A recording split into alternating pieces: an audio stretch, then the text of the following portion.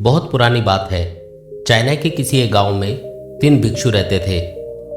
उनका नाम किसी को नहीं पता था, क्योंकि उन्होंने कभी अपने बारे में कुछ बताया ही नहीं। उन्होंने कभी किसी बात का जवाब नहीं दिया। चीन में बस उन्हें 3 हंसते हुए भिक्षुओं के नाम से जाना जाता था।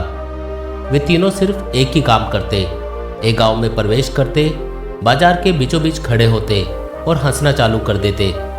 वह अपने पूरे अस्तित्व के साथ हंसते। अचानक लोगों का ध्यान उनकी तरफ खींचा चला आता और धीरे धीरे उनके सामने लोगों की भीड़ चारों तरफ जमा हो जाती। वे इतनी एकाग्रता और संपूर्णता के साथ हंसते कि उनकी हंसी को देखकर सारा गांव हंसने लग जाता। जब वो पूरा गांव हंसी के समुद्र में डूब जाता तो वे दूसरे गांव चले जाते।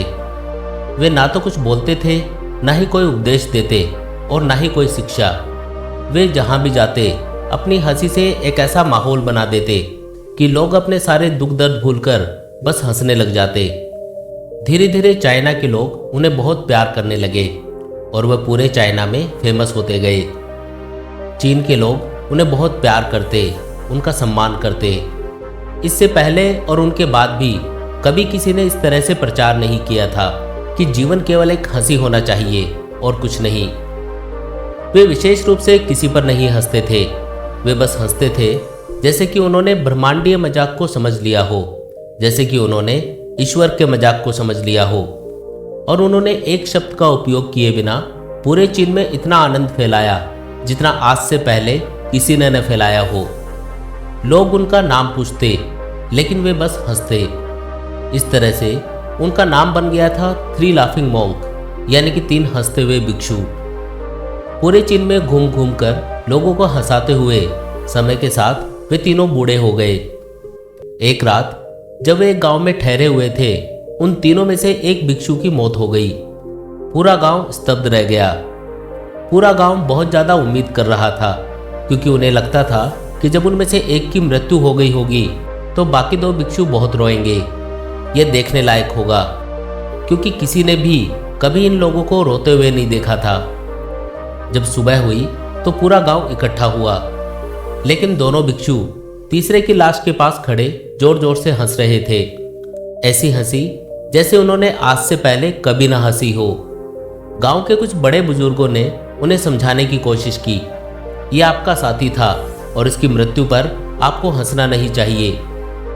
तब उस दिन पहली बार उन भिक्षुओं ने लोगों से बात की और कहा, हम हंस रहे हैं क्योंकि यह आदमी जीत गया। हम हमेशा सोचते थे कि कौन पहले मरेगा, लेकिन इस आदमी ने पहले मरकर हमें हरा दिया। हम अपनी हार और उसकी जीत पर हंस रहे हैं। इसके अलावा ये कई वर्षों तक हमारे साथ रहा। हम एक साथ हंसे, हमने एक दूसरे की मौजूदगी और उपस्थिति का आनंद लिया। उसे अंतिम विदा देने का इससे बेहतर तरीका और क्या हो सकता है। हम केवल हंस सकते हैं। लेकिन पूरा गांव उदास था। जब मृत भिक्षु के शरीर को अंतिम संस्कार के लिए चिता पर लेटाया गया तो सारे गांव वालों को एहसास हुआ कि बाकी वे 2 भिक्षु केवल मजाक नहीं कर रहे थे। वह तीसरा जो मृत था वह भी हंस रहा था। चीन में यह प्रथा थी कि जब एक इंसान की मृत्यु हो जाती तो उसके पुराने कपड़े उतारकर उसे नहला धुलाकर नए कपड़े पहना दिए जाते थे। लेकिन मरने से पहले उस भिक्षु ने अपने साथियों से अपने कपड़े ना बदलने के लिए कहा था। तीसरे भिक्षु ने कहा था, मुझे स्नान मत करवाना, क्योंकि मैं कभी अशुद्ध हुआ ही नहीं। मेरे जीवन में इतनी हंसी आई कि कोई अशुद्धता जमा ही नहीं हो सकती थी। मैंने कोई धूल जमा नहीं की है। हंसी हमेशा युवा और ताजा होती है, इसलिए मुझे नहलाकर मेरे कपड़े मत बदलना। जब उस तीसरे भिक्षु के शरीर पर आग लगाई गई तो गांव वालों को पता चला कि उस भिक्षु ने मरने से पहले अपने कपड़ों में कुछ पुराने चीनी पटाखों को छुपा रखा था, जो आग लगने के बाद आसमान में फटकर रंग बिरंगे कलर्स में फैल गए। और यह देखकर एक बार पूरा गांव जोर जोर से हंसने लगा। तो इस तरह से वह तीसरा भिक्षु मरने से पहले भी और मरने के बाद भी गांव वालों को हंसा गया। और यह देखकर बाकी के दोनों भिक्षुओं ने कहा, चालाक आदमी, तुम मर चुके हो, लेकिन तुमने हमें एक बार फिर हरा दिया। तुम्हारे द्वारा गांव वालों में पैदा की गई ये हंसी आखिरी हंसी थी।